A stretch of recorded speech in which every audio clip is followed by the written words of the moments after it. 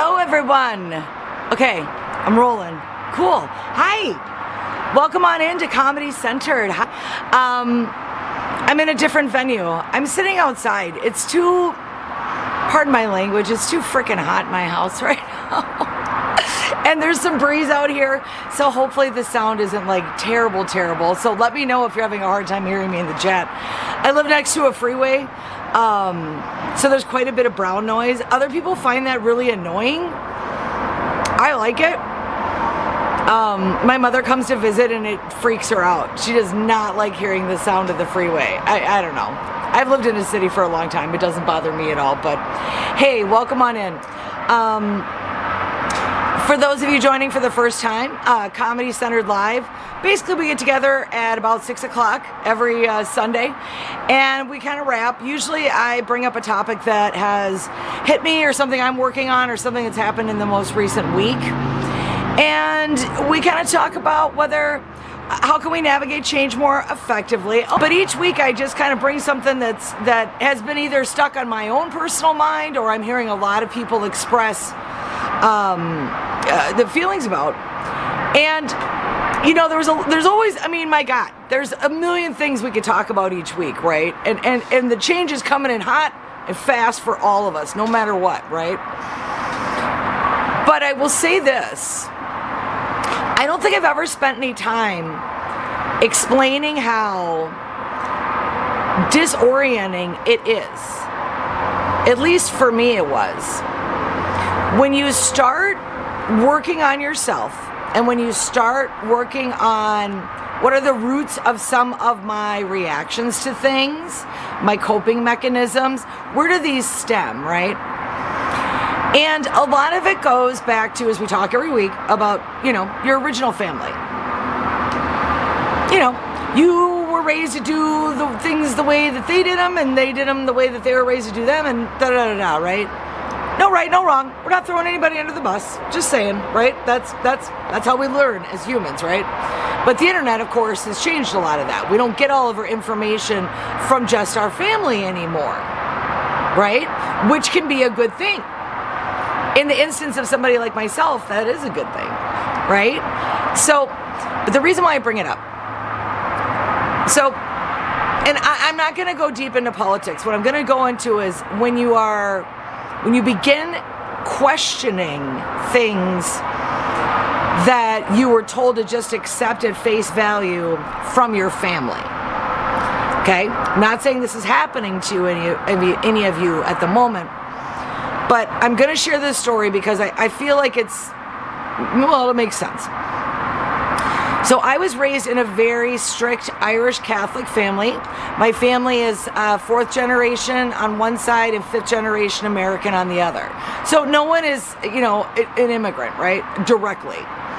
But as we know from generational stuff, that still plays it, right? But both sides of that family, they were able to rise above poverty and get out of, because they all came through via New York City. And I don't know if you ever saw the movie Gangs of New York, but not far off some of the living conditions. And, you know, especially on my one side that was here a little bit earlier, right? Fifth generation. So what they learned was the ones that survived, because there was a lot of my family members that didn't make it. They learned, you assimilate, you put your head down, you follow the law, you know, you listen to the man, and all of them joined the military. Everybody went into the military, everybody became a cop. Most of my relatives that are still in New York are cops or firemen. Everybody, and I'm not saying they're being like that, they're conditioned into that. I'm just saying that's been the family way, right?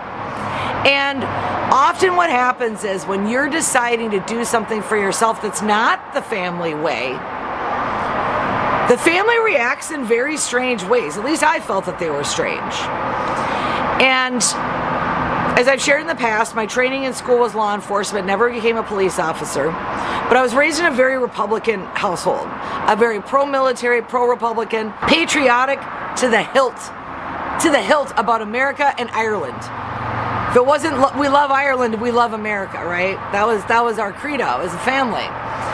And it was about the early 2000s that some of my programming that I had received from my parents started to really contradict what I knew to be true. And I'm not going to go into the politics of why I made that decision. I'm just going to tell you. When you start, and I say it all the time, but when you start showing up for yourself as yourself, and you start acting differently, you start questioning things that maybe you never questioned before, went along with before, or never fully understood before, you're going to upset people. So just be prepared for it. I don't say it as a reason to prevent you from doing it. I'm just saying so you know you're not going to be alone, okay? So along comes, and I start doing stand-up comedy full-time in 2007. Through the course of that, I meet a lot of different people from a variety of different walks of life. Shortly thereafter, I get a job at a radio station as an intern, working for a hip-hop station. And I worked on a hip-hop morning show where our cast was black, the production staff was black for the most part. Management, of course, was still white, and so was sales, but, you know, it was good representation. And as, you know, much as I thought I understood as a white person, you know, about another person's culture, you know, I learned a lot. I learned a lot from that experience. A lot of stuff that I didn't necessarily realize was kind of in there. I'd always gone out of my way to try to view people equally, you know, but we do have unconscious stuff. And it's we don't bring up unconscious bias to make you feel bad, but I mean, it's there. You know, we all have it to varying degrees. There is not a human being. And why do we have that? Why do we have bias towards one narrative or another? It's science. We're monkeys. There are over 100,000 pieces of information that are coming into your brain and your eyes and all this stuff to process at any given point, pretty much. Like, you can't see it right now, but I can look outside my window. There's trees everywhere, and each one of those trees has thousands of leaves. My brain can perceive all of that and make sense out of that. So that's why we use stereotypes. It quickens and hastens the whether we have to go fight or flight on something. But as we talk about with CPTSD and PTSD, if you start focusing on this bias that it's gonna be bad, or that these stereotypes are always true, you can see where you can get into some faulty logic pretty early on. Okay, so around 2008, it was, you know, as someone who had previously voted for Republicans every other presidential election up until 2008, I didn't necessarily dislike John McCain. But Barack Obama spoke to me. And so I cast a vote for a Democrat. And I told my family. Here comes some language. Holy shit, I was not ready for that. Not ready. Not ready in a million years for the reaction to that. The vitriol, the fury. My friends from college, we were all Republicans. We talked about it all the time. I told them I was voting for a Democrat. They lost their minds.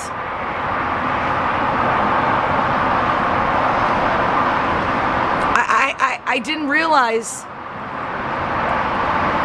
how much we like to act like politics doesn't really matter. But say you've changed your politics, or you've changed your mind about an ideal. Ooh, wow. Wow. And so I bring this up, and I think it's timely. You know, it's the 1-year anniversary of the assassination attempt on what was then candidate Trump's life, now President Trump, right? And that day, I mean, 1 year ago today, the day after, I mean, I was in full PTSD meltdown. I'm like, this is it. I mean, like, you know, like, we've had assassination attempts many times, pardon the language, right? In our history, but, you know, Kennedy and all that stuff, that all happened before I was born. So, you know, we were all scared. We were all scared to death about what was going on, right? And so because of that, and I wanted to honor that, and I also didn't want to be disrespectful to the Republicans in my life and the people that were supporting Donald Trump, you know, it felt like for the rest of that campaign, it wasn't okay for me to even really talk about. And why am I bringing this all up now? So I'm a TikTok lurker. I like to lurk on TikTok.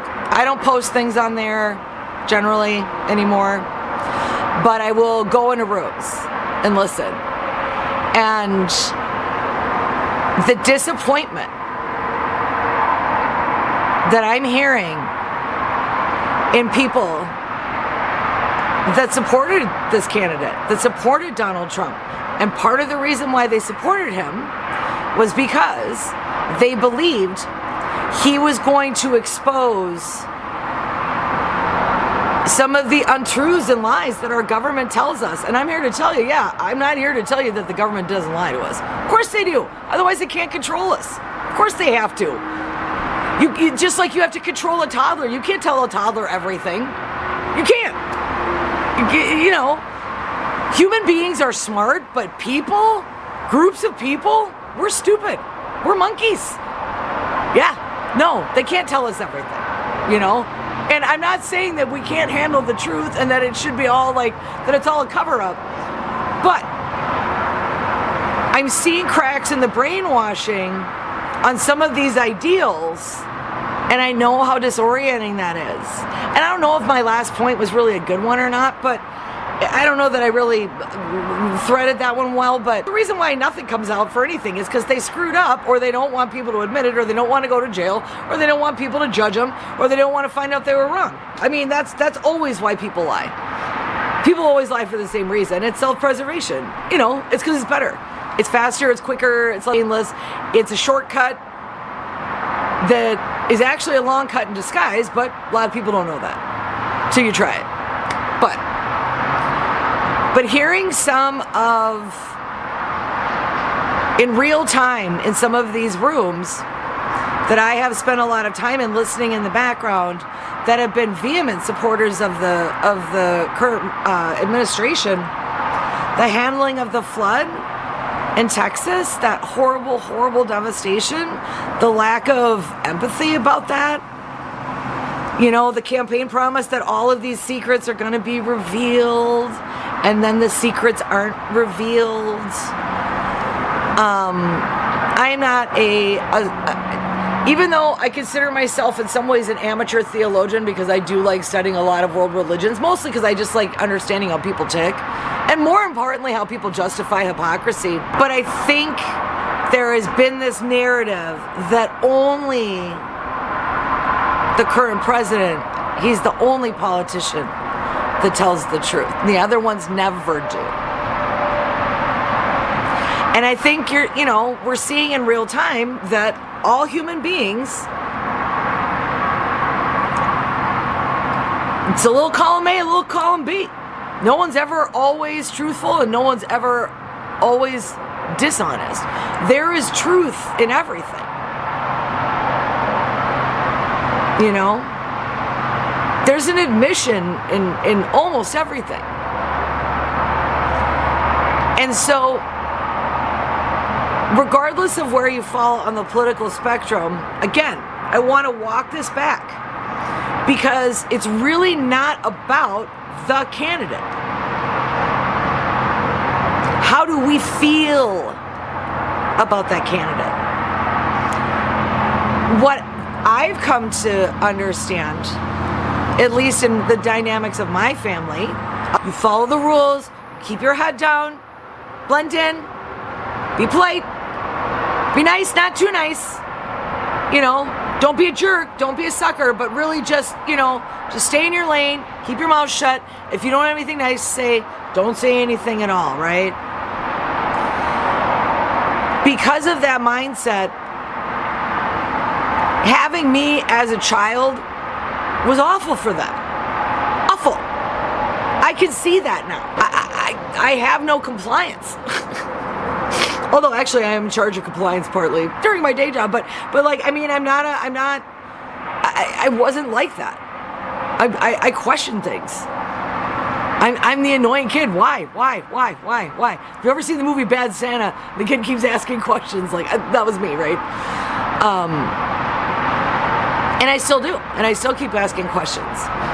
I will just say, though, that when those, I will call it a crack in the conditioning that you've received,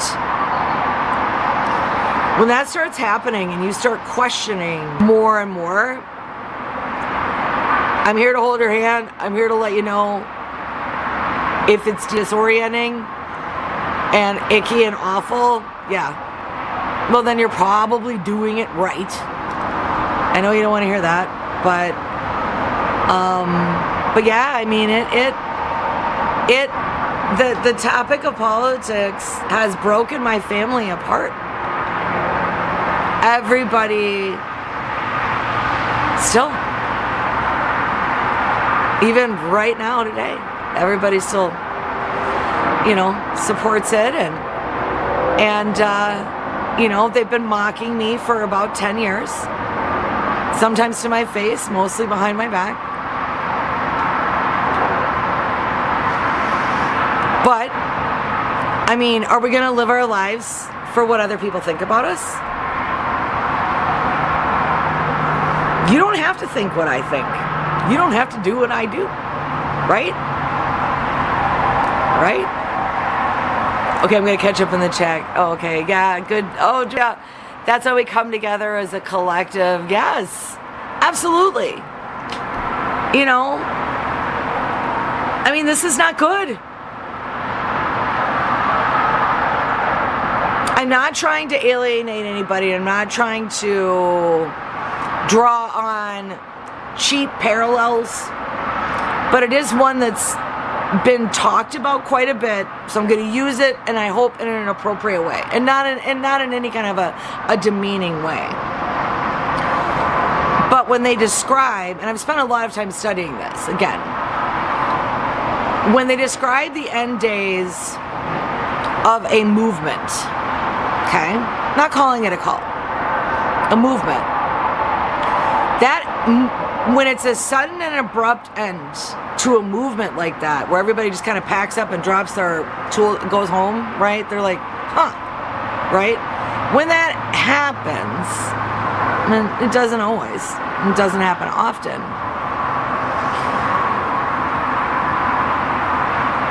where does that energy go?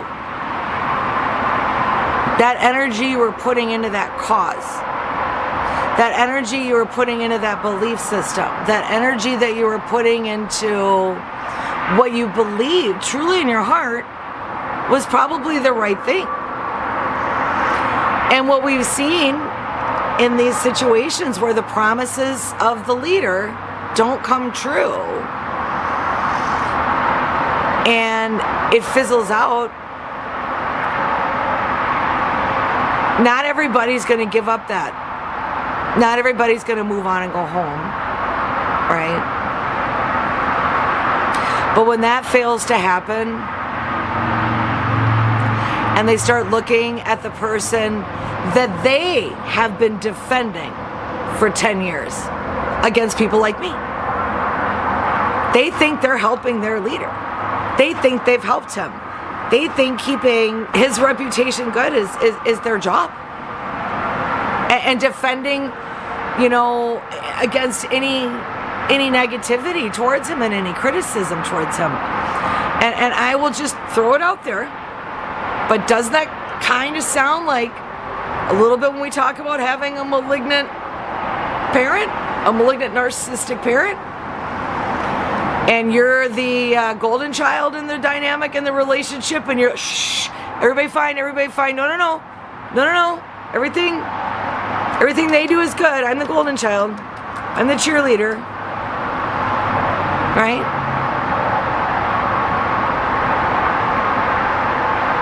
And I think a lot of people are starting to realize they really thought that they were this man's cheerleader, that he really did care about them, and because he cared about them so much, he was going to be the first politician in history to really pull back the curtains and expose all the bullshit, which would be great.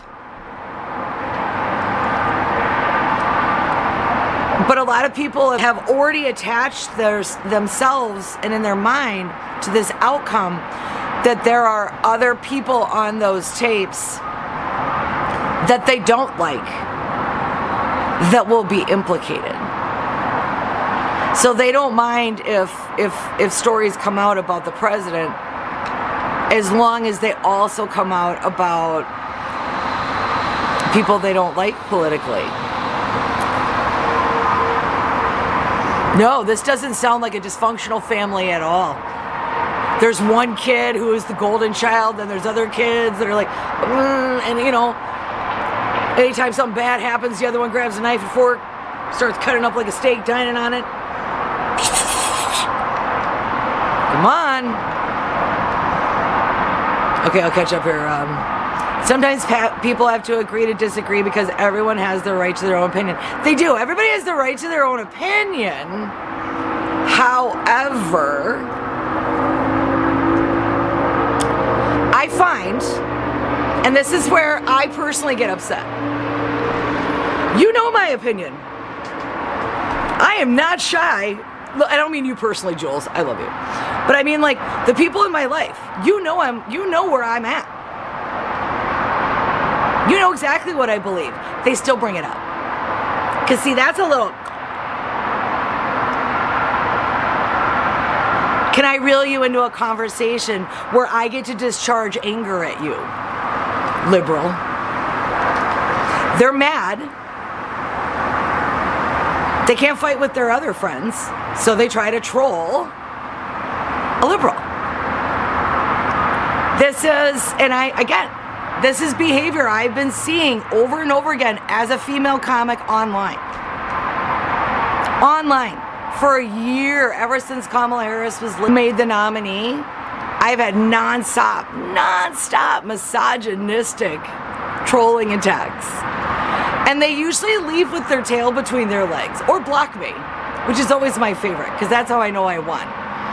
But my point being is, yes, everybody's entitled to their opinion. But when you're purposely going to someone who you know does not agree with you and you're going, well, you know, agree to disagree, you're picking a fight. And you know what? You're picking a fight. You know, you want something out of that. What do you want? What do you want? You want dopamine.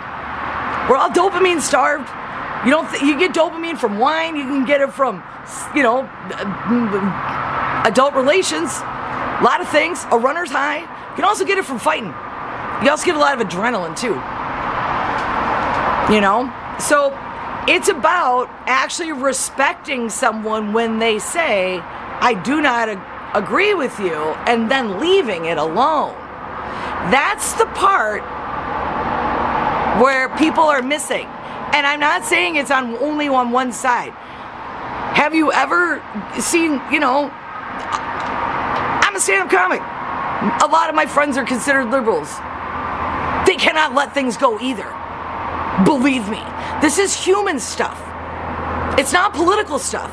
But they distract us by saying it's about this policy, this politician, or this party. No, it's not. Most Americans who are mad have every single right to be mad. But they're not mad at the people they think. You're not mad at the barista with the blue hair. You're not really mad at the queer kid with the backpack. That's not what you're really mad about. You're mad because your dad never loved you. You're mad because your mom always ignored you. You're mad because you weren't the favorite. You're mad because the rent's due. You're mad because you've never gotten a fair shake. These are all real legitimate problems that are probably in your life and weighing you down, and they're legitimate. We got to talk about those. But to skip over our own personal responsibility and to only point fingers and never use the thumb and look at what the common denominator is in all of our problems is us. And how are we walking out into the world with our problems? You know?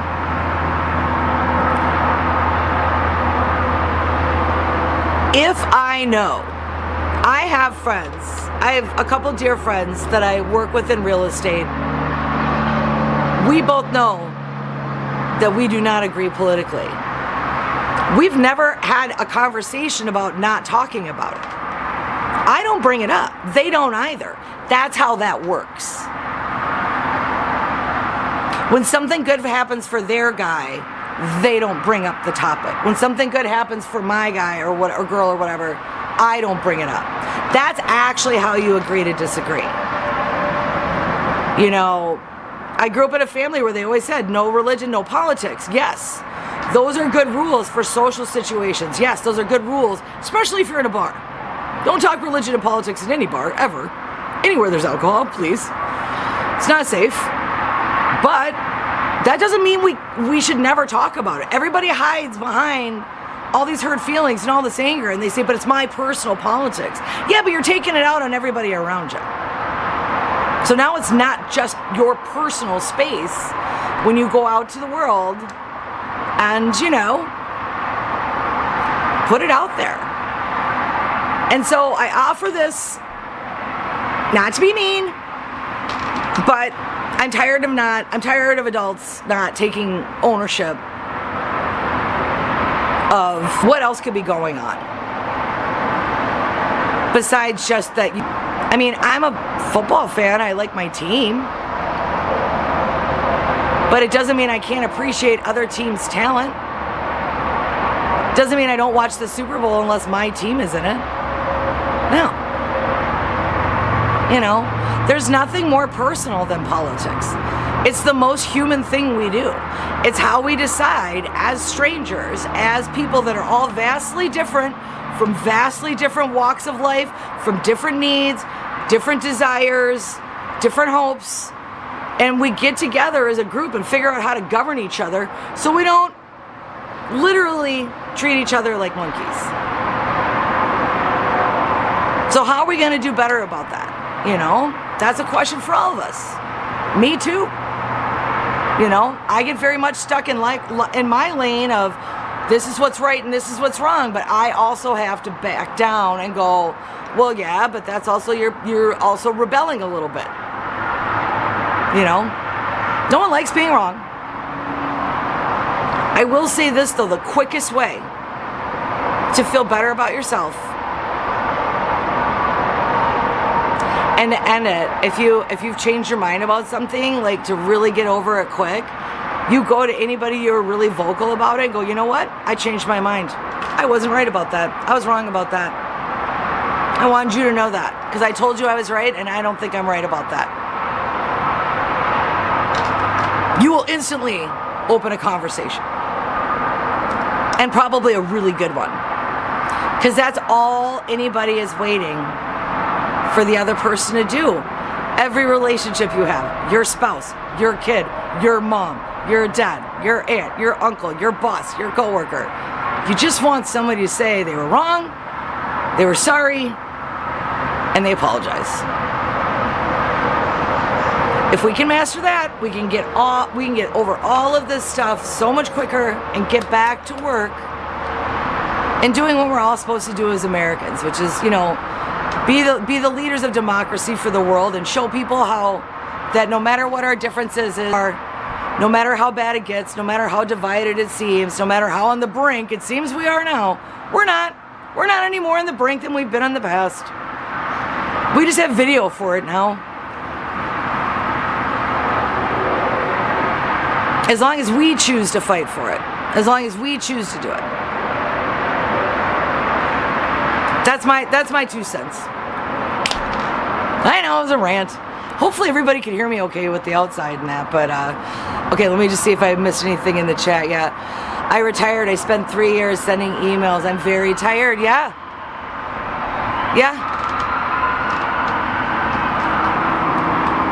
I mean, you know, here's the thing.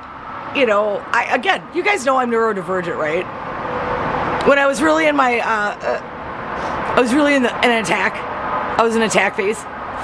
I went to ChatGPT and I started doing a bunch of research, and I did the numbers. I actually added up how many members there are in the entire U.S. military stationed here and abroad, plus all of the state, local, federal officers that we have.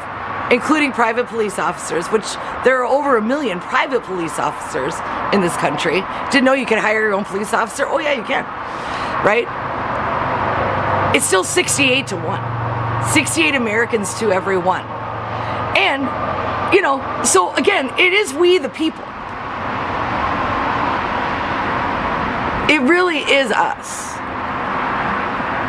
But if half the 68, if each of us are just going to sit and keep fighting, then there won't ever be accountability. There won't ever be real transparency. And isn't that what we're all trying to work on? Everybody in the AA community, everybody in the recovery community, everybody in the mental health community, all we're really trying to do is crack this door open on all this generational stuff. We're not saying get rid of your traditions. We're not saying get rid of your values and your background and your pride. But just look and see if there's other ways to consider. Just give it a shot that maybe, just maybe, other people aren't that scary. They're not that different from you, and you don't have to understand their language to be able to look and see they're doing the same thing you are. They're trying to raise their family. They're trying to go to work. They want to come home on a Friday, put their feet up, cook a nice dinner, get up on Saturday morning and wash the truck like everybody else. We're not that different. We're really, really not. So, all right, everybody. We stay centered. Navigating change, hey, that's what we're all here for. That's what we're all here for. Miss Jules, you too. And, I love meeting up with you guys. And yeah, if there's ever anything you want to rap about or talk about, always hit me up in the cadre. Why can't I think of the app? Why can't I think of words now all of a sudden? A motorcycle went by, I got distracted, sorry.